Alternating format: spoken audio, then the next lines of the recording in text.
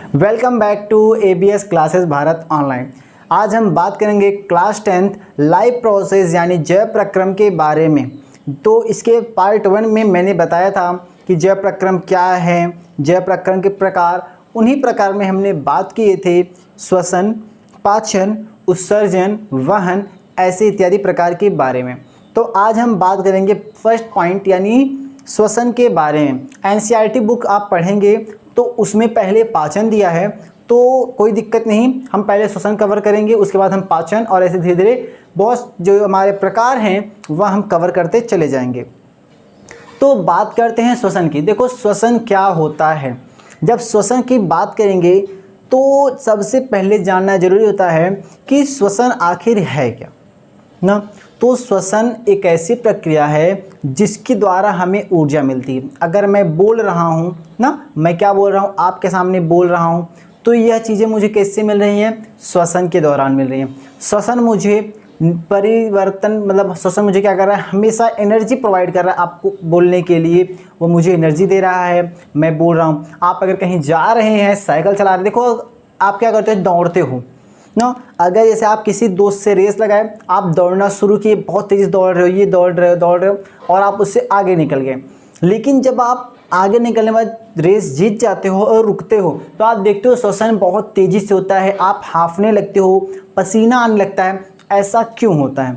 ऐसा इसीलिए होता है क्योंकि उस समय आपने ऊर्जा की खपत बहुत ज़्यादा कर रहे थे, और ऊर्जा बनने में कहीं न कहीं जो ग्लूकोज के अणु होते हैं उनका दहन होता है, यानी वो बर्न होते हैं, टूटते हैं।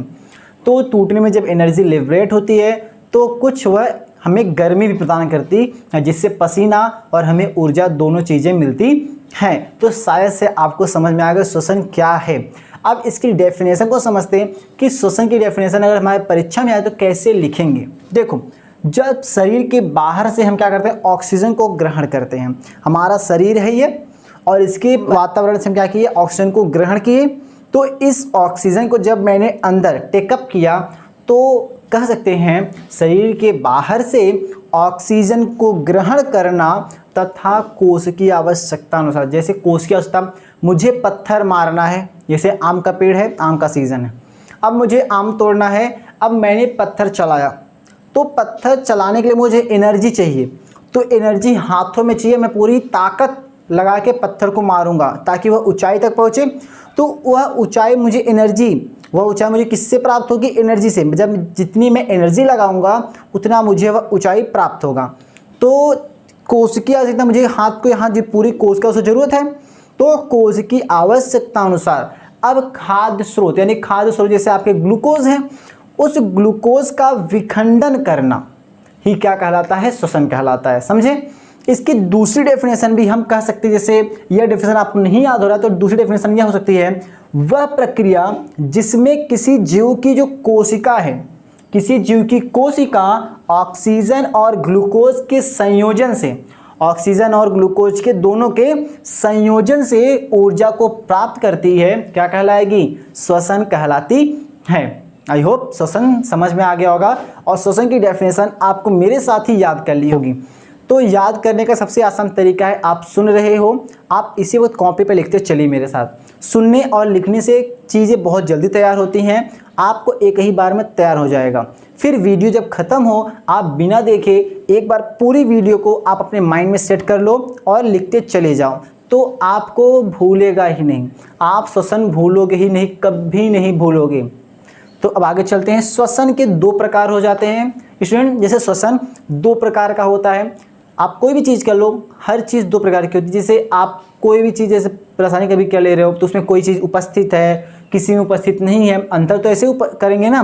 जैसे आप क्लास 9th में पढ़ के आए सजीव और निर्जीव, तो कहीं ना कहीं बहुत सारी चीज़ें हम में उपस्थित हैं और बहुत सारी निर्जीव में अनुपस्थित हैं, तो ये सभी चीज़ें होती हैं। तो उसी प्रकार जो श्वसन होता है वह भी दो प्रकार का हो जाता है। तो श्वसन में सबसे इंपॉर्टेंस क्या होता है, वेरी गुड, बताओ, कमेंट में कमेंट करो, कमेंट बॉक्स में ना। आप देखो क्वेश्चन अगर मैं पूछ रहा हूँ तुरंत आप कमेंट कर दिया करो, सही या गलत कुछ कमेंट करो। जैसे आप कमेंट करते हो तो आपकी जो सोचने की शक्ति होती है वह इम्प्रूव होती है। जैसे अगर मैं बाज़ार जाऊँ और एक चाकू लेके आऊँ ना, आप समझो एग्जाम्पल, मैं चाकू लेके आया, वह चाकू बहुत धारदार थी। मैंने पहले दिन सब्जियां काटी, सब्जियां अच्छे से कट गई, धार थी क्योंकि वह बन के ही आई थी कंपनी से धारदार। अब मैं उस चाकू को 1 साल 2 साल के लिए वैसे रख दूं ताकि उसकी धार खत्म, मैं ये सोचूं कि उसका धार खत्म नहीं होगा, मैं उसे रख कर चला गया तो क्या उसकी धार बनी रहेगी? नहीं, उसकी धार खत्म हो जाएगी, उस पर जंग लग जाएगा। उसी प्रकार आपका दिमाग होता है। अगर आप ये सोचो अरे भैया मैं अपने दिमाग का प्रयोग नहीं करूँगा, मेरा दिमाग बहुत बढ़ जाएगा ना, मैं सबसे तेज़ रहूँगा, तो ये आपकी भूल है। अगर आप अपने दिमाग का प्रयोग नहीं करते हैं तो उनमें भी जंग लग जाता है, उसकी सोचने की क्षमता कम हो जाएगी, उसकी याद रखने की क्षमता कम हो जाएगी, उसकी जल्दी जवाब देने की क्षमता कम हो जाएगी। तो अगर दिमाग को सॉल्व करना है, चाकू को धारदार करना है, तो उसका प्रयोग निरंतर करते रहना चाहिए। तो आई होप समझ गए होगे कि किसी भी चीज़ का जितना आप प्रयोग करोगे वह बनी रहेगी। ठीक, तो देखो श्वसन के भी 2 प्रकार हो जाते हैं। पहला होता है वायवीय श्वसन। वायवीय श्वसन क्या होता है? यह प्रक्रम का अर्थ क्या होता है? फर्स्ट पार्ट में समझा चुका हूँ। प्रक्रम का अर्थ होता है प्रक्रिया। इस प्रक्रिया में वायु की उपस्थिति होगी। वायु जो होगा ऑक्सीजन, वायु में मेन रोल किसका होगा? ऑक्सीजन का होगा। तो ऑक्सीजन उपस्थित होगा, कहीं ना कहीं उसका कार्य उसमें होगा, इसलिए हम उसे वायवीय श्वसन कहते हैं। क्या? वायवीय, वायु की उपस्थिति है इसीलिए हम उसे वायवीय श्वसन कहते हैं। दूसरा आता है अवायवीय श्वसन। अ का मतलब हर जगह, अगर आप निकालोगे तो इसका मतलब होता है नो। क्या होता है? नो, मतलब नहीं। अ का मीन्स ही होता है नहीं। अगर अ शब्द कहीं भी जुड़ गया तो उसका मतलब हो जाता है नहीं। निश्चित मीन्स मैं वह कार्य करके रहूँगा। अनिश्चित लग गया, अ लग गया तो मैं वह कार्य नहीं कर सकता। तो यही यहाँ पर है, क्या है? अवायवीय श्वसन। अ का मतलब नहीं, तो यहाँ पर वायु क्या होगी?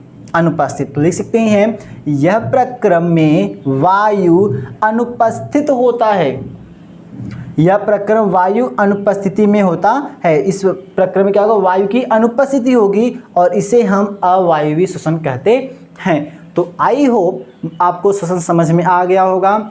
अब हम बात करेंगे जो वायवीय श्वसन है और जो अवायवीय श्वसन है, यह किस दौरान पे काम कर। जैसे वायवीय श्वसन है तो इसकी एग्जाम्पल लेंगे, कहाँ हो रही है वायवीय श्वसन, कौन सी अणु है वह टूट रहा है, क्या बन रहा है, क्या निकल रहा है, कितनी ऊर्जा मिल रही है। वायवीय श्वसन में बहुत अधिक ऊर्जा मिल रही है कि अवायवीय श्वसन में बहुत अधिक ऊर्जा मिल रही है।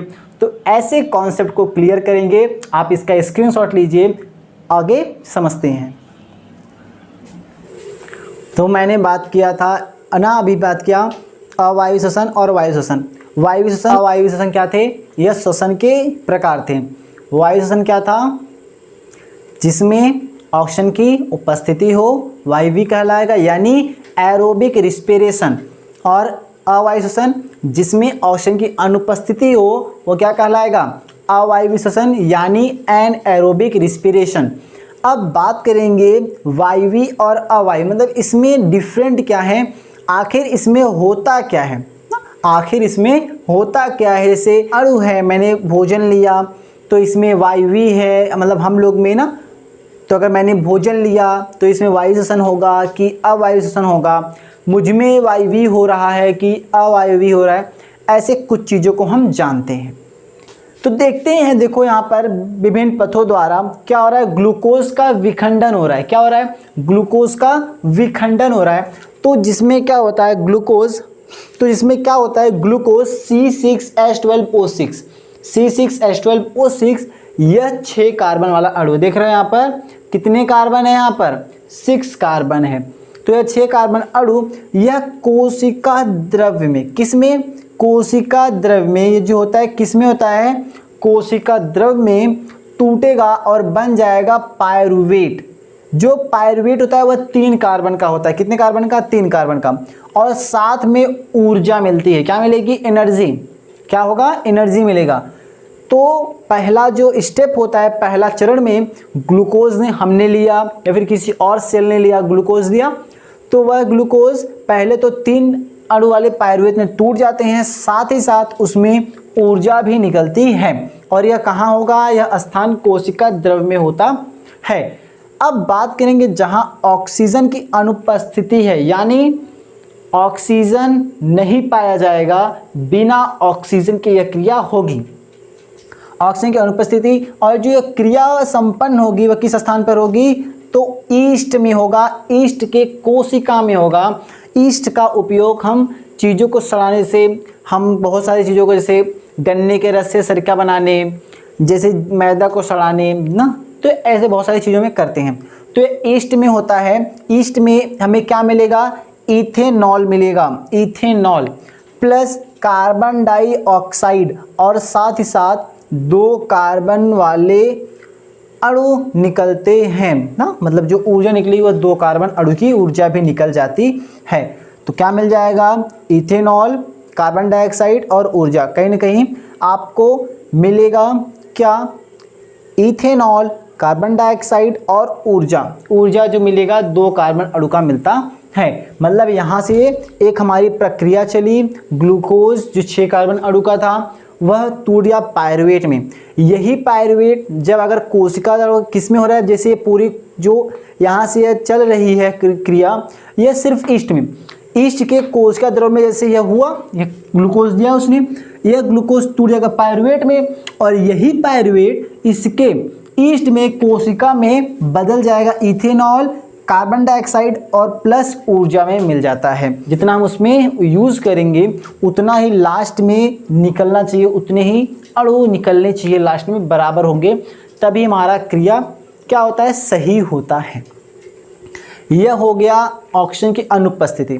अब जैसे यह क्रिया चली, ग्लूकोज पहला चरण कोशिका द्रव में हुआ, पायरुवेट मिला, ऊर्जा मिला, और यह चला किसमें, ऑक्सीजन का अभाव। यह ऑक्सीजन का जो अभाव, मतलब ऑक्सीजन होगा, ऑक्सीजन पाया जाएगा लेकिन कम मात्रा में, ऑक्सीजन पाया जाएगा लेकिन कम मात्रा, मतलब उसका अभाव होगा। मीन्स आप समझ सकते हो, जिससे आपको भूख हो 2 रोटी की और आपको आधी रोटी ही मिले, समझे, आपको 2 रोटी की भूख हो, आपको कितना मिले, आधा रोटी मिले, तो उसे अभाव कहेंगे, अनुपस्थिति नहीं कि मतलब मिला लेकिन कम मिला, अभाव है ना, भोजन की कमी है। सेम यहाँ भी ऑक्सीजन की कमी है। तो यह चीज़ कहाँ होती है, हमारी पेशियों में होती है। कहाँ होती है, हमारी पेशी कोशिकाओं में होती है, जहाँ पर यह पायरुवेट बदल जाता है लैक्टिक अम्ल में, किसमें, लैक्टिक अम्ल में, और साथ साथ हमें ऊर्जा देता है जो 3 कार्बन अणु वाली होती है। यह चीज़ क्लियर हुई। अब बात करेंगे जहाँ ऑक्सीजन की उपस्थिति होगी, क्या होगी, ऑक्सीजन की उपस्थिति होगी। यही क्रिया चलेगा, पहला चरण कोशिका द्रव में हुआ, कोशिका द्रव से हमें पायरुवेट प्लस ऊर्जा मिला, और आगे चल के ऑक्सीजन की जब उपस्थिति हुई है माइटोकॉन्ड्रिया में गया, तब यह कार्बन डाइऑक्साइड जल प्लस ऊर्जा दे देता है, और सबसे ज़्यादा ऊर्जा माइटोकॉन्ड्रिया यानी जहाँ ऑक्सीजन की उपस्थिति होगी वहाँ मिलेगी, समझे नहीं समझे। फिर यहाँ जिसमें ऑक्सीजन थोड़ी और कम है लेकिन है, और सबसे कम इसमें मिलती है, यहाँ माइनस, तो हम कह सकते हैं यहाँ 0 और यहाँ प्लस में आ जाती है, सबसे कम उससे थोड़ा ज़्यादा, सबसे ज़्यादा हमें जहाँ ऑक्सीजन की उपस्थिति होगी वहाँ बहुत ज़्यादा ऊर्जा मिलती है। तो ये जो क्रिया होती है जहाँ ऑक्सीजन की उपस्थिति होती है, यह ह्यूमन में होता है, यानी मनुष्यों में होता है।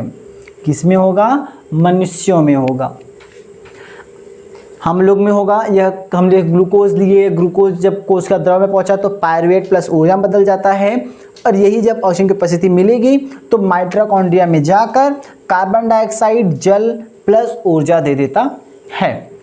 तो यह जो कोशिकी, मतलब यह किसके अंदर, कोशिका में हो रहा है, तो कोशिकी श्वसन के दौरान, कोशिकी श्वसन के दौरान निकलने वाली ऊर्जा का उपयोग, जो यह कोशिकी श्वसन के दौरान जो निकल रही है ऊर्जा निकल रही है, इसका उपयोग किसमें होता है, अणु को संश्लेषित करने के लिए किया जाता है। मतलब अणु की बात कर रहा है कि बोल रहा है भैया ये संश्लेषित करने के लिए आता है, किसको, अणु को। किसको संश्लेषित करेगा, अणु को, और इन्हीं अणुओं को एटीपी कहते हैं। क्या कहते हैं, एटीपी। एटीपी फुल फॉर्म क्या हो जाएगा, एडेनोसिन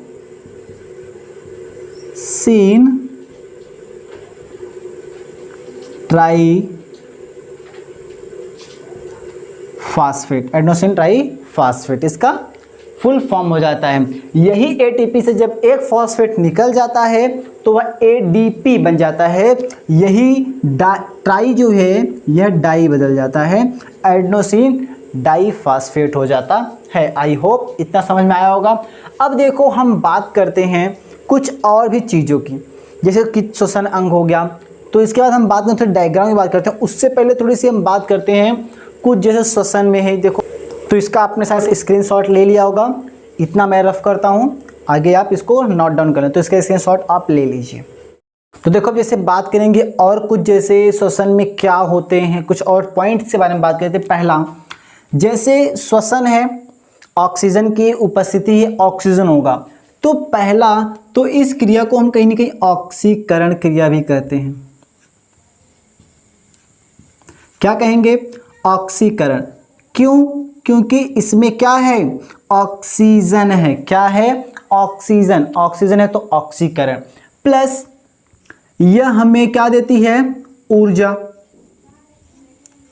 ऊर्जा देगी कि नहीं देगी? ऊर्जा, और प्लस ऊष्मा भी देती है। अभी मैंने बताया जैसे हम दौड़ते हैं तो क्या होता है, हमें ऊष्मा देती है, हमें ऊष्मा निकलती है। अब ऊष्मा के दो प्रकार भी हो जाते हैं। जैसे आपका पहले तो श्वसन आपको ऊष्मा देगा ही, आपके शरीर को ऊष्मता गर्म रखता है। साथ ही साथ ऊष्मा जो हमें मिलती है उसका एक कारण यह भी है कि हमारे शरीर में जो रक्त प्रवाह कर रहा है, रक्त दौड़ रहा है, उससे भी हमें ऊष्मा मिलती रहती है। अगला जैसे और बात कर लें तो इसमें और क्या हो सकता है, जैसे यह अपचय ना, अपचय प्रक्रिया होगी। अपचय मतलब कैटाबॉलिक, और उपचय मतलब एनाबॉलिक। अपचय मतलब क्या होगा? कैटाबॉलिक, और उपचय मतलब क्या होगा? एनाबॉलिक। मतलब कौन सी क्रिया चलती है? अपचय क्रिया चलती है, कैटाबॉलिक। कैटाबॉलिक मतलब होता है टूटना। जब ऑक्सीजन मिलेगा तो क्या होगा? ग्लूकोज टूटेगा, सीधी सी बात है। ऑक्सीजन मिलेगा तो क्या होगा? ग्लूकोज टूट जाएगा, उसमें कार्बन डाइऑक्साइड मिल जाएगा, जल मिल जाएगा, ऊर्जा मिल जाएगी, तो कैटाबॉलिक। और एनाबॉलिक कहाँ होगा? जैसे बहुत अपने शरीर में एनाबॉलिक क्रिया भी चलती है लेकिन श्वसन में नहीं होती है। अपने शरीर में जैसे हो जा जो जटिल शर्करा है, जो सरल शर्करा है, कभी कभी जब उसको स्टोर करना होगा, उसको इकट्ठा करके रखना होगा, तो शर्करा जो होती है सरल, उसको हम जो सरल शर्करा होती है उसको हम जटिल में बदल लेते हैं, तो वहाँ पे एनाबॉलिक, वहाँ पर जुड़ के वह एनाबॉलिक क्रिया को लेते हैं। तो इसको याद कैसे करें? अब देखो दिक्कत होती है याद करने में कि कन्फ्यूज होता है, कैटाबॉलिक में जुड़ता है, एनाबॉलिक में जुड़ता है। तो केटा मतलब होता है केट मतलब अगर किसी ए को हम ए की जगह यू कर दे तब कट हो जाएगा ना। कैटाबॉलिक मीन्स कट मीन्स क्या होता है? टुकड़ों में करना, तो इसे कैटाबॉलिक मतलब इसको टुकड़ों में बांट देना। एनाबॉलिक अगर यह कट रहा है तो सीधी सी बात है ये जुड़ेगा, और एना को हम जैसे ऐड कर दें, ऐड मतलब क्या होता है? जोड़ना, तो एनाबॉलिक में क्या हो जाएगा? जोड़ना, वह जुड़ेगा। क्लियर हो गया? तो अपचय उपचय को हम ऐसे याद करते हैं, अपचय को कैटाबॉलिक और उपचय को एनाबॉलिक। कैटाबॉलिक में होता है उसको तोड़ना, और एनाबॉलिक मतलब होता है जुड़ना, जुड़कर थोड़ा जटिल बनना। तो यह चीज़ क्लियर हुई? यह क्लियर हुआ। अब जैसे बात कर ले श्वसन अंग की, जैसे श्वसन अंग कुछ हो गए, श्वसन अंग, जैसे कुछ श्वसन अंग की बात कर लेते हैं। क्या होता है श्वसन अंग? जैसे किसमें क्या होता है, क्या क्या कौन कौन सा श्वसन अंग पाए जाएंगे? अलग अलग प्रकार होते हैं। जैसे हम बात कर लें स्तनधारी, देखो पहला प्रकार स्तनधारी में क्या पाया जाएगा ना, कीट में क्या पाया जाएगा, जलीय जीवों में क्या पाया जाएगा ना, मेढक में क्या पाया जाएगा, मेढक में क्या पाया जाएगा, मेढक के टैडपोल में क्या पाया जाएगा। तो ये सभी क्रिया देखो। अब किसमें क्या पाए जाएंगे? जैसे स्तनधारी है, स्तनधारी वह होता है जो अपने बच्चों को दूध पिलाते हैं, उन्हें हम स्तनधारी की कैटेगरी में लेते हैं। स्तनधारी से हम लोग आते हैं, हम लोग में स्तनधारी होते हैं। तो स्तनधारियों में क्या पाया जाएगा? फेफड़ा पाया जाएगा। फेफड़ा, फेफड़ों से वह श्वास लेते हैं। क्या करेंगे? फेफड़ों से वह श्वास लेंगे, फेफड़ों से श्वसन। जो श्वसन करेंगे किससे करेंगे? फेफड़ों से करेंगे। किससे करेंगे? फेफड़ों से करेंगे। कीट में यही किससे होगा? कीट में, और जैसे जो कीट होते हैं, कीटों में क्या होता है? कीटों में श्वसन नली मतलब पूर्ण रूप से डेवलपमेंट नहीं होता है, इसलिए उनमें क्या होता है? श्वसन नली ही होती है। श्वसन नली को हम लिख जाते हैं ट्रैकिया कहते हैं, ट्रैकिया। ये किससे करेंगे? ट्रैकिया से श्वसन श्वास लेंगे ना। और जलीय जीव जैसे मछली हो गई, मछली जी किससे सांस लेते हैं? तो जलीय जीव जैसे आप देखते हो, मछली अगर आप पकड़े तो कभी देखो तो उनके थोड़े गले के पीछे देखते हो थोड़ा गलफड़े, मतलब ऐसे गलफड़े के रूप में होते हैं, उठी हुई होती है, तो वह उनसे गलफड़ों से श्वास लेते हैं। किससे? गलफड़ों से, गलफड़ों से सांस लेंगे। मेढक में अब देखो, मेढक की दो हो जाती है, एक तो जब जल में रहेगा, एक तो जब भूमि पर रहेगा। जैसे वह किस में है? जल में, तो कहीं न कहीं जल में वह त्वचा से श्वास देता है, त्वचा से, वह त्वचा से श्वसन करता है। जब तक वह जल में रहेगा तब तक वह त्वचा से श्वास करता है, और जब वह भूमि पर होगा, भूमि पर, तब वह फेफड़ों से श्वसन करता है। किससे करता है? फेफड़ों से। जल पे रहेगा तो त्वचा से करेगा, और जब भूमि पर रहेगा तो किससे करेगा? फेफड़ों से करेगा। साथ ही साथ जैसे इस पास टैडपोल हैं, तो जब टैडपोल में होगा, टैडपोल में क्या होता है? टैडपोल में इनके पास गिल्स यानी गलफड़े इनके पास भी पाए जाते हैं। कभी कभी देखो हम इन्हें मछली समझ लेते हैं, जैसे हम छोटे बच्चे होते हैं। मेरे साथ भी अक्सर ऐसा हुआ है, जब मैं बाहर रहता था, इस समय तो मैं गाँव में हूँ, तो जब मैं बाहर रहता था, मेरे घर के मतलब थोड़े से दूर में एक तालाब था, तो उस तालाब में जैसे मैं छोटा तब जाता था, तो क्या होता था वहाँ पर यही जो मेढक के बच्चे टैडपोल होते थे वे पाए जाते थे।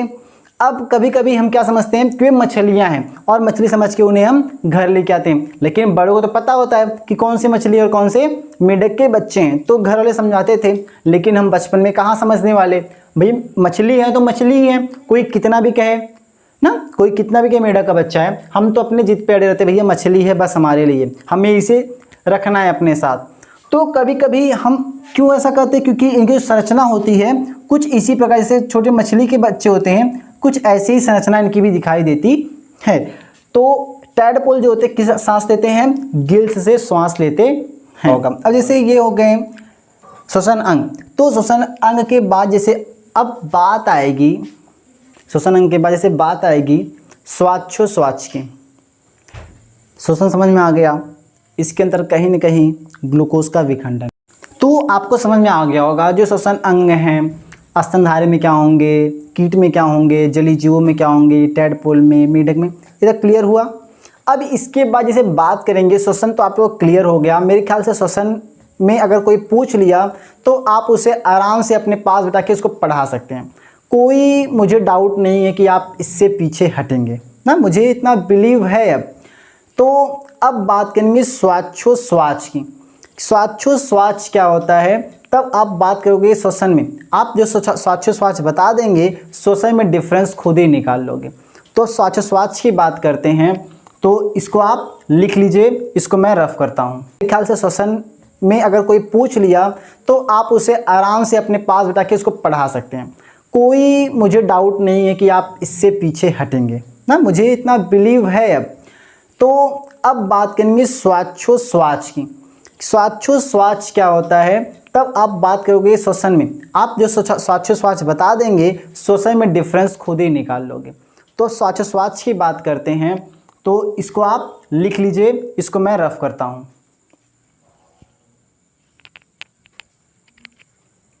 तो इतना आप लिख लिए, स्क्रीनशॉट ले लीजिए या फिर वरना इसको देखो। जैसे मैंने ब्रीथिंग की बात की,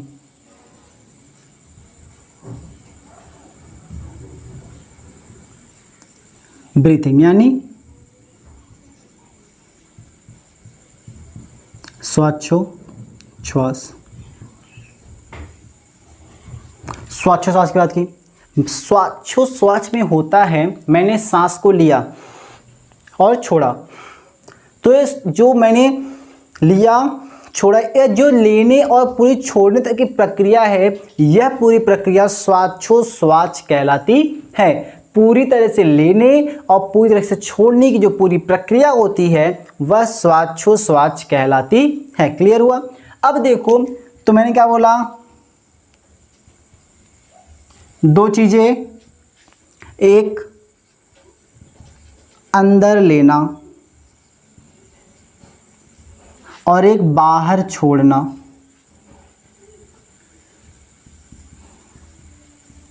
दो चीज हुई। अब जो अंदर लेना हुआ उसको हम हिंदी में क्या कहेंगे? ये तो हमारी घर की भाषा है, अंदर हमने सांस ले लिया, बाहर छोड़ दिया। वैज्ञानिक भाषा में क्या कहेंगे? तो यह हो जाता है निःश्वसन। क्या हो जाएगा? निःश्वसन। क्या? निःश्वसन। और बाहर छोड़ने को क्या कहेंगे?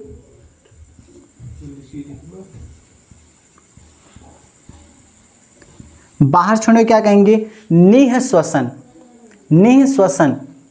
अंदर लिया तो निःश्वसन, बाहर छोड़ा तो निःश्वसन। बहुत छोटा डिफरेंस है ना निःश्वसन और निःश्वसन में। नी में दो बिंदी हो जाएगी और निःश्वसन में बिंदी नहीं होगी, तो थोड़ा सा याद करने में थोड़ी कठिनाई है, बट इतना भी ज़्यादा नहीं है। आप याद कर सकते हो, बिंदी से याद कर सकते हो, बहुत छोटा सा है ना, बिंदी से याद कर सकते हो। यह निःश्वसन और यह निःश्वसन। इंग्लिश क्या कहेंगे? Inspiration. Inspiration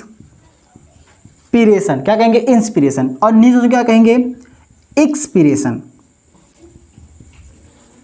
expiration. Expiration. English medium वाले के लिए एकदम बहुत आसान है। अंदर लिया इन, इंस्पिरेशन।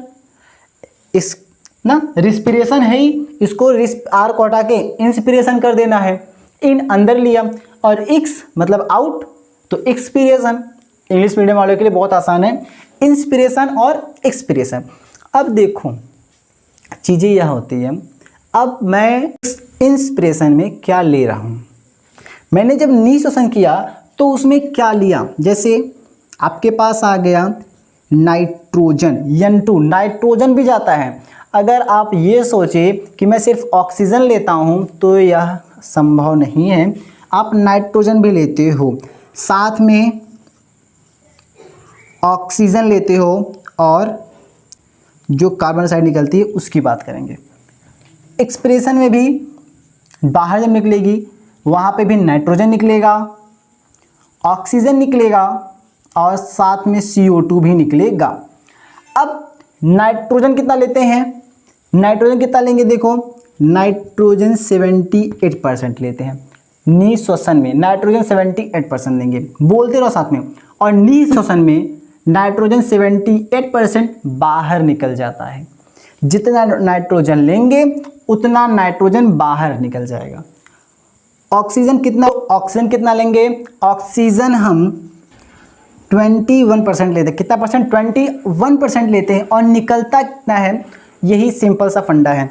ऑक्सीजन लेते तो 21% है, लेकिन 4% माइनस हो जाता है और निकल जाता है 17%, 17% ये निकल जाता है, 17%। और CO2 कितने परसेंट हम लेते हैं निःश्वसन में? तो यह होता है 0.03%, 0.03%। और निकल कितना जाता है? तो यह जो यहाँ पर ऑक्सीजन जो हुआ वही कार्बन साथ निकलेगा, तो यह 4% हो जाता है।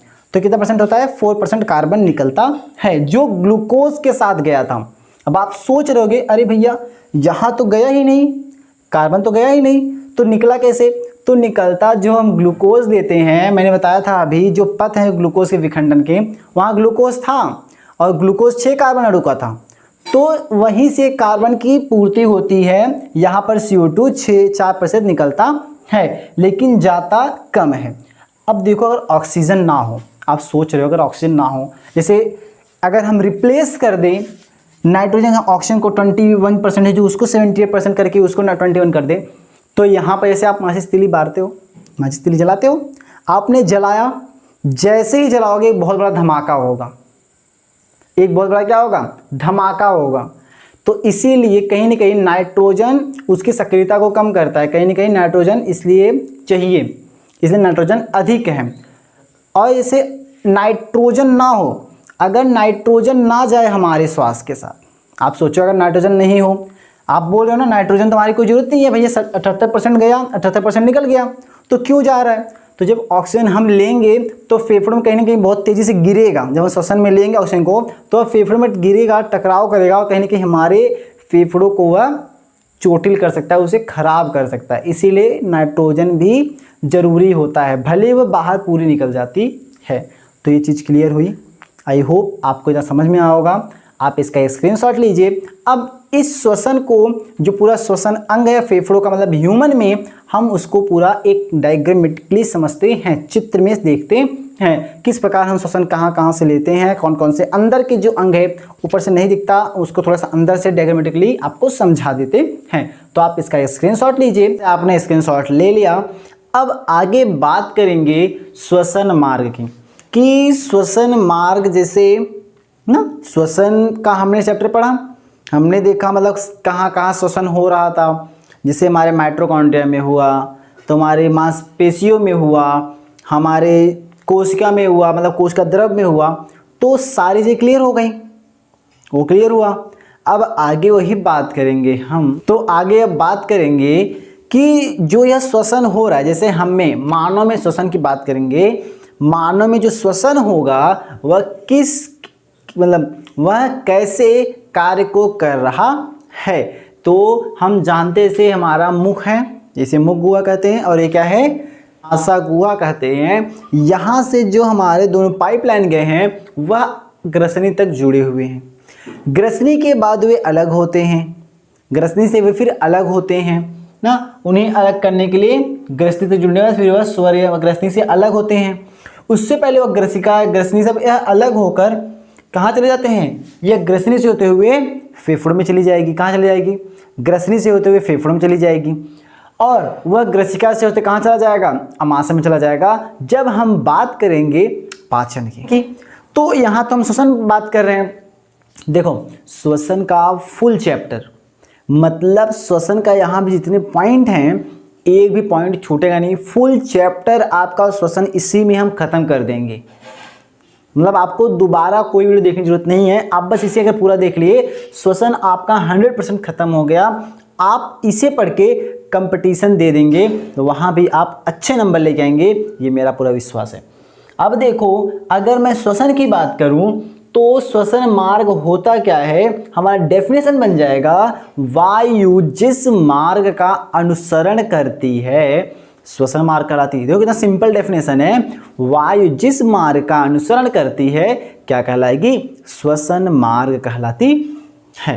तो अनुसरण पूरा करेगा। जैसे यह नासा द्वार है, नासा द्वार से होते हुए कहाँ पहुँचेगा, ग्रसनी में, और ग्रसनी से होते हुए कंठ, और कंठ से होते हुए यह श्वास नली से होते हुए श्वसनी, श्वसनिका और कूपिका कोश, ऐसे होते हुए यह फेफड़ों में पहुँचता है।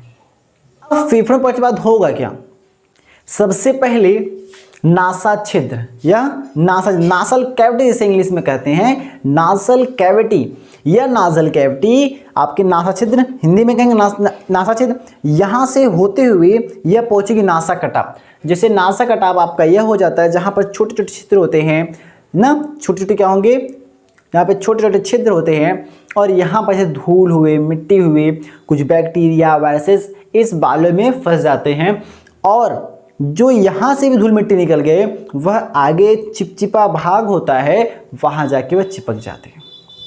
तो अगर आप जैसे कभी अपने जैसे नोज़ में उंगली डालते हो तो आपको चिपचिपा लगता है, तो ऐसा नहीं कि हमेशा आपको सर्दी हुई है। चिपचिपा इसीलिए रहता है ताकि जो धूल मिट्टी है, कुछ बैक्टीरिया हैं, कुछ वायरसेस हैं, यह सभी आपके फेफड़ों में ना जाए। फेफड़ों में जाएगा तो आपको कफ और ऐसे कई चीज़ें होती हैं, तो वहाँ हो गई। तो नासा छिद्र से होते कहाँ जाएंगी, नासा कटाव में, नासा कटाव से ग्रसनी में जाएंगी, और ग्रसनी से होते हुए स्वरयंत्र से आपकी श्वास नली में, और श्वास नली से श्वसनी, और श्वसनी से श्वसनिका में, और वहाँ से होते हुए कूपिका कोश में पहुँचती है। और कूपिका कोश में क्या लगेंगे, ब्लड, मतलब उसकी जो ब्लड को फ्लो करते हैं, आपकी सिराएं हो गई, धमनी हो गई, ये सब लगी रहेंगी, जहाँ से वह ब्लड फेफड़ों से कूपिका कोश से लगी होती हैं, और रक्त के साथ वह ऑक्सीजन को लेंगी और ब्लड के साथ होते हुए कोशिका में पहुँचते हैं और माइटोकॉन्ड्रिया के पास चली जाती है।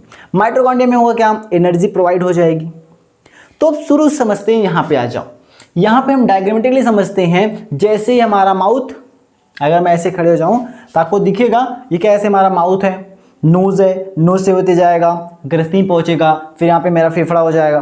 तो ये सब चीज़ें, यहाँ पसलियाँ हैं, देख लो आपको पसलियाँ दिख रही, पूरी यहाँ कवरिंग है। यहाँ पर चीज़ों को आधा काट दिया गया है, ये ऊपर से दिखाया गया है, ये आधा कट करके दिखाया गया है, ताकि आप ऊपर का भी समझ सके और अंदर का भी समझ सके, कोई दिक्कत ना हो। ये चीज़ क्लियर हो रही कि नहीं? तो सबसे पहले जब ऑक्सीजन लेंगे तो वह नासा द्वार में पहुँचेगी, नासा द्वार से कहाँ पहुँचेगी? आपके होते हुए मुख से कुछ खाएं, मुख गुहा से होते हुए ये दोनों कहाँ पहुँच जाती है? ग्रसनी में पहुँच जाती हैं। कहाँ पहुँचती हैं? ग्रसनी पहुँचती। ये चीज़ ग्रसनी में। तो यहाँ पर क्या होगा? जैसे ग्रसनी पहुँची, अब ग्रसनी में आपका क्या होगा? कहीं ना कहीं दोनों पहले जब यहाँ से आपका मिलेंगे तो ग्रसनी तक क्या होते हैं? दोनों जुड़े हुए होंगे आपस में। ग्रसनी से वह क्या होते हैं? अलग होते हैं। अलग करने का काम कौन करता है? एपिग्लॉटिस करता है। कौन करता है? एपिग्लॉटिस। जैसे समझ लो ये आपका यहाँ से अलग होंगी, तो यहाँ पर जो ढकने का काम होगा ये कौन करेगा? एपिग्लॉटिस करेगा। एपिग्लॉटिस करेगा। एपिग्लॉटिस क्या काम करता है? जैसे वह देखेगा, आपने भोजन खाया, भोजन देखेगा तो वह एयर वाले पे को बंद कर देगा और भोजन फिसल के कहाँ चला जाएगा? आमाशय में चला जाएगा। आपने श्वास लिया, यह कहाँ चला जाएगा? भोजन वाले पे चला जाएगा। आपने क्या किया? फेफड़े में चला गया सांस। तो दिक्कत होगा कहाँ? दिक्कत कहाँ होगा? चलो ठीक है, अगर श्वसन आपका ऐसे वायु चला गया पेट में तो रिटर्न आ जाती है ना। वायु चला गया, आपने हवा भरी, पेट में चला गया, वो तो रिटर्न आ जाएगी। लेकिन दिक्कत वहाँ होती है जब आप भोजन करते हो, भोजन कर रहे हो। अब भोजन करते समय आप बढ़िया से भोजन कर रहे हो और तब तक याद आ गई किसी की, समझ सकते हो, इशारा काफ़ी है, याद आ गया किसी की। अब याद आ गया, आप भोजन कर रहे हो और भोजन करते करते आपको याद आ गया तो आप वहाँ पे गायब हो गए। तो होगा क्या? अब दिमाग आपका खो चुका है याद में। अब आप खाना तो खा रहे हो लेकिन दिमाग कहीं और कार्य कर रहा है। तो इसमें एपिग्लॉटिस परेशान, खा रहे हो भोजन, अब वो पूछता है भैया दिमाग है क्या? भोजन है कि हवा है? बताओगे कुछ, हमें किस तरफ जाना, दाएं कि बाएं? अभी तो दिमाग तो गायब है कहीं। तो यहाँ पर एपिग्लॉटिस कहता है ठीक है भैया, जहाँ मुझे समझ में आ रहा है मैं इधर घूम जाता हूँ। एपिग्लॉटिस, अगर आपने भोजन खाया और वो घूम गया, भोजन को बंद कर दिया और श्वसन को चालू कर दिया, सोचा हवा आ रहा है तो भोजन कहाँ चला जाएगा? फेफड़ों वाले रास्ते में चला जाएगा। और तब फेफड़ा क्या करता है? देखता रहता है। फेफड़ा भी अपने आप की निगरानी करता है, क्योंकि उसे पता है कि मेरे अंदर अगर भोजन आया तो दिक्कत है, लेकिन श्वसन अगर पेट में चला गया कोई दिक्कत नहीं, हवा पेट में चला कोई दिक्कत नहीं। लेकिन अगर भोजन आया तो दिक्कत है, वो निगरानी करता रहे, ऊपर देखते रहेगा भैया आ तो नहीं है, सब तो साफ है। और जरा सा भोजन का टुकड़ा दिखा कि भोजन अंदर आ रहा है, तहाँ सभी दम लगा क्या करेंगे? एक पंप करेंगे, श्वसनिका सब कोशिका कोश एक पंप करेंगे और भोजन को ऊपर ढकेलते हैं ताकि वह अंदर ना आ जाए, वरना दिक्कत हो सकती है। तो इसमें जैसे आप क्या कहते हो? फांसी लगना, हिचकी आना, ऐसे ऐसे नाम रखते हैं। तो हिचकी इसीलिए कभी कभी, जैसे आपको छिछनी, उसका नाम होता है छिछनी आना। तो ये क्यों आती है? जैसे कभी कभी किसी गलती के कारण आपका जो खाना है वह फेफड़ों के अंदर जाने लगता है तो छिछनी आ जाती है जब आपका भोजन सीधे करता है, क्योंकि आपका जो नाक का श्वसन छिद्र गया है वह सीधा खुला हुआ है ना। तो जब अटैक होगा, फेफड़ा ऊपर पंप करेगा तो नासा छिद्र से बाहर निकलता है। तो इसीलिए आप जब भी खाना खाएं, खाने पर कंसंट्रेशन करें, खाने पर करता बना खाएं, बोले ना, हंसे ना। आप खाना खा लीजिए, उसके बाद आप चाहे जो कर सकते हैं, लेकिन खाना खाते समय अगर आप बोलते हंसते हैं तो काफ़ी दिक्कतें होती हैं। कभी कभी तो बहुत ज़्यादा यह हो जाता है तो इंसान को डॉक्टर के पास भी जाना पड़ता है। तो इसलिए आप सतर्क रहिए। तो यहाँ से अपने को एयर और फूड, मतलब वायु और भोजन को अलग करने का कौन किरदार निभाता है?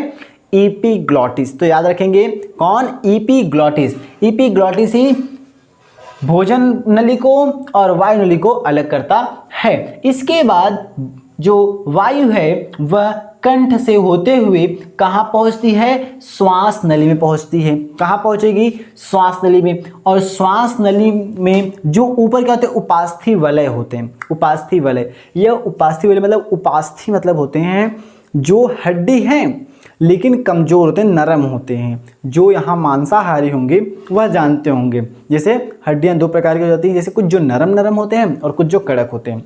तो ये उपास्थि है, अस्थि नहीं है, उपास्थि हैं, इसलिए वह नरम होते हैं।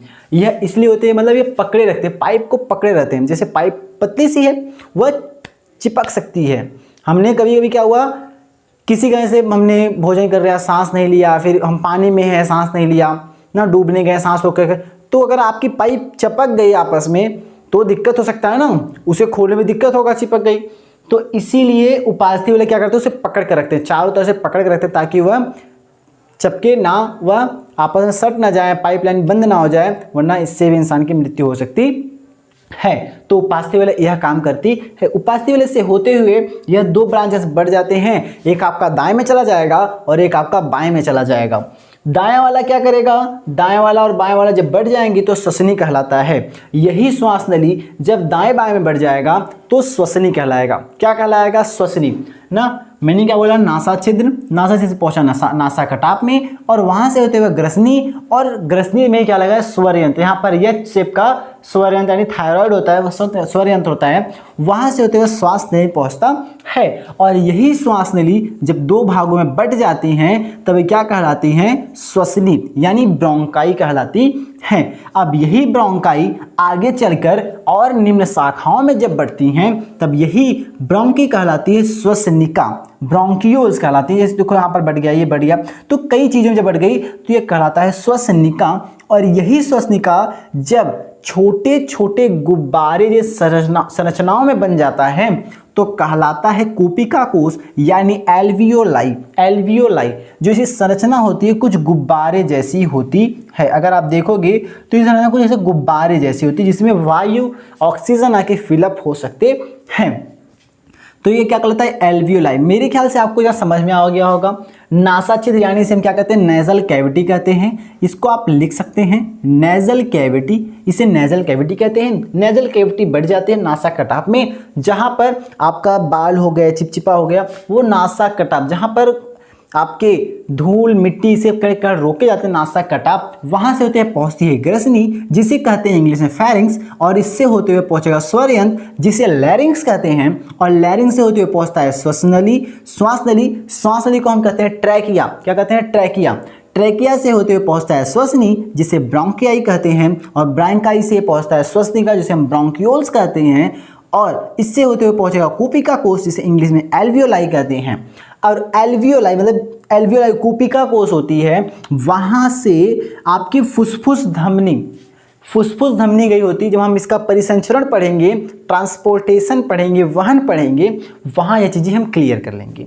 तो यहाँ से भी आप समझो कि यहाँ से ब्लड की नलिकाएं बहती हैं और जिसमें ब्लड बहता रहता है, और यहाँ पर जब ऑक्सीजन आता है और ब्लड में क्या होता है, CO2 होता है, तो CO2 और कार्बन डाइऑक्साइड एक्सचेंज हो जाते हैं, वह अपने स्थान को बदल लेते हैं और ऑक्सीजन ब्लड में चला जाएगा, कार्बन डाइऑक्साइड श्वास नली में पहुंच जाएगा, और वहां से रक्त से जब इससे ऑक्सीजन मिल जाएगा तो यह पहुंच जाएगा कोशिका के पास, कोशिका से कोशिका द्रव में जाएगा। इसके आगे समझा है पायरुवेट अम्ल बनेगा, माइटोकॉन्ड्रिया में गया तो फुल एनर्जी बनेगी क्योंकि वहां पे ऑक्सीजन पूरा होगा।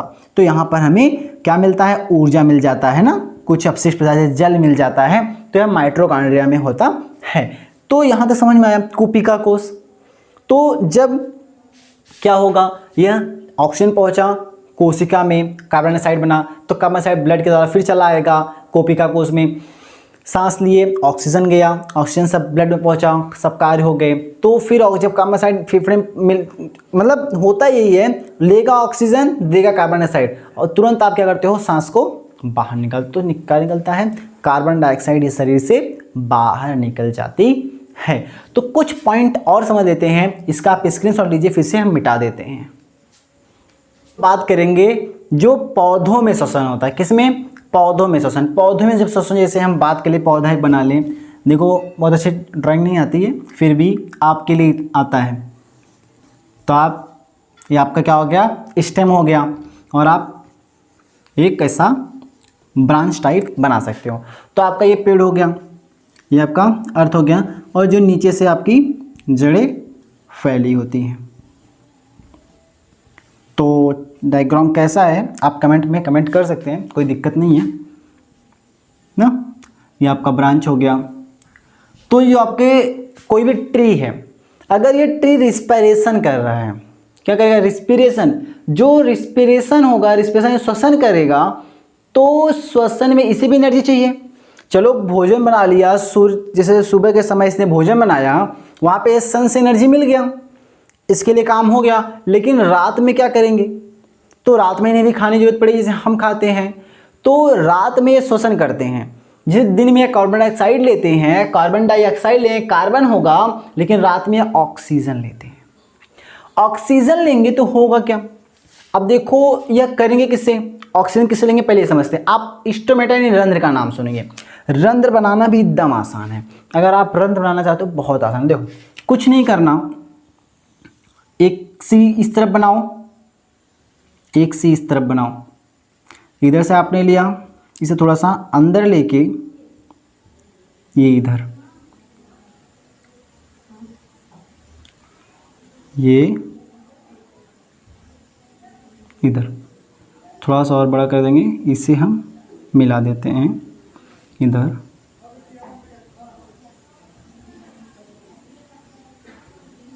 ये आप ऐसे कर दिए, ये आपके सहायक केंद्रक,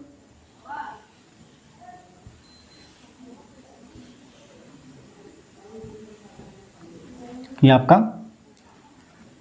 बीच में इसके केंद्रक हो गए, और ये उसकी जो सिराएं उस तक पहुंची होती हैं। ये क्या करेंगी सिराएं, कहीं ना कहीं ये जो आपका स्टोमेटा रंध्र है, यह रंध्र में से क्या होगा, ऑक्सीजन और कार्बन डाइऑक्साइड बाहर निकलेगा, अंदर आएगा।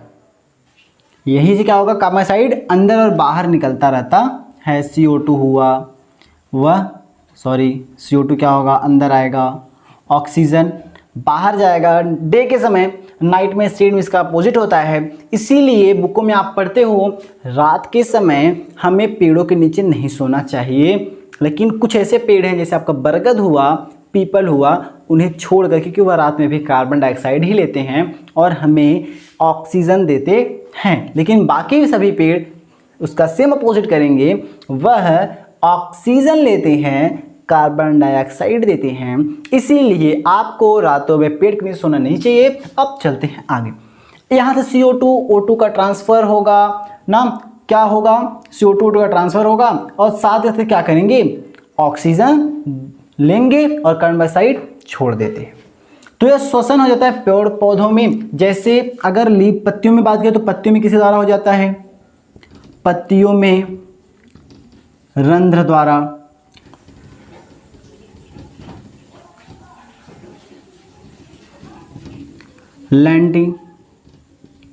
लैंटी सेल पाए जाते हैं, लैंटी सेल्स पाए जाएंगे। यह सेल्स क्या करते हैं, तनों में पाए जाते हैं और वहां से भी कुछ ऑक्सीजन और CO2 का ट्रांसफर करते हैं। और जड़ों में जड़ों में सतह जो ऊपर सतह पे निकले होते हैं, उनके द्वारा भी यह कुछ ऑक्सीजन और कार्बन डाइऑक्साइड का हेरफेर कर लेते हैं। तो हम लिख सकते हैं जब पौधे श्वसन करते हैं, जब पौधे श्वसन, तो हम डेफिनेशन कैसे लिखेंगे, श्वसन, पौधों में श्वसन क्या है ये पूछ लिया, तो आप कहेंगे पौधों में श्वसन के अंतर्गत पौधे ऑक्सीजन को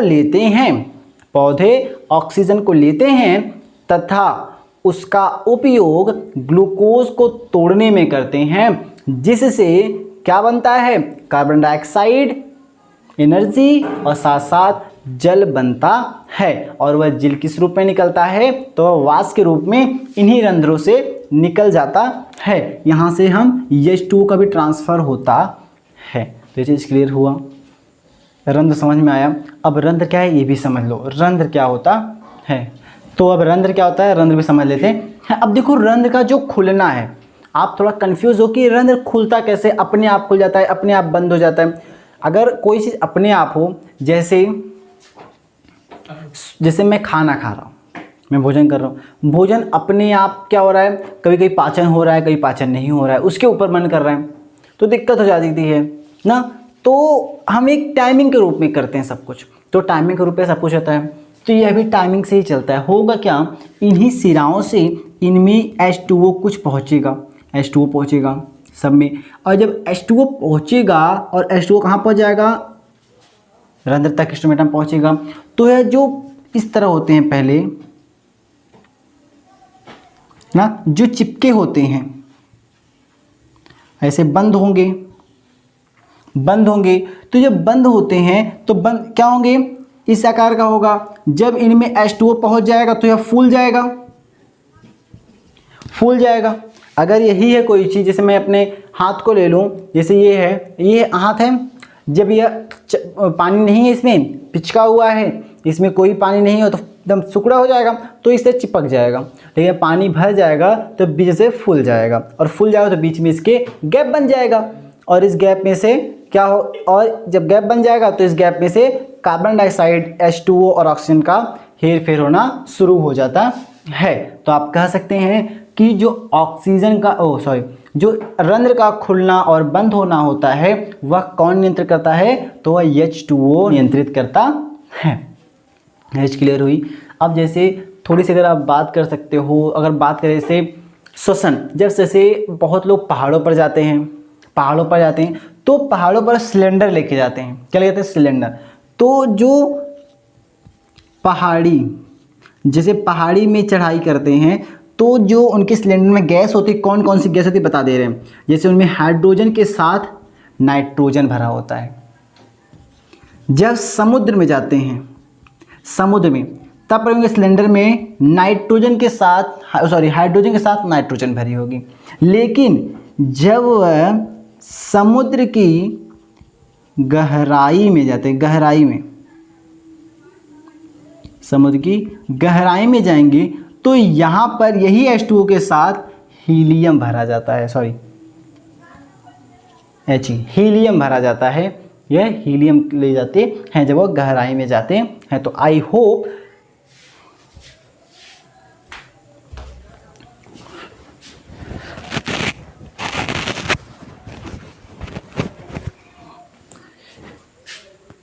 होप आपको इतना समझ में आया होगा। श्वसन फुल चैप्टर खत्म हो गया है। श्वसन अब आपको कोई वीडियो देखने की कोई आवश्यकता नहीं है। आप अगर बढ़िया से इसे 2 बार देख लेंगे और बिना कॉपी 2 बार देख लेंगे और उसके बाद सब बंद करके एक बार अपने मन से लिख लेंगे तो मुझे पूरा भरोसा है कि आप कभी श्वसन भूलेंगे नहीं, और यह 10 के लिए ही नहीं, आपके आगे कंपटीशन लेवल के लिए भी पूरा तैयार है।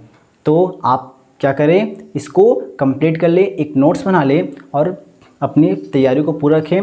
शायद से ऑनलाइन क्लासेस ही चलेंगे तो ऑनलाइन क्लास का पूरा भरोसा रखें। आपका 10th में 90 के ऊपर आना ही आना है। आप जो भी चाहें वह कर सकते हैं, डॉक्टर, इंजीनियर, IIT, आप सभी चीज़ों में अव्वल आएंगे। बस अपने ऊपर और हमारे ऊपर भरोसा रखिए। चैनल को शेयर, सब्सक्राइब जरूर करें। मिलते हैं अगले वीडियो में जब हम बात करेंगे पाचन की।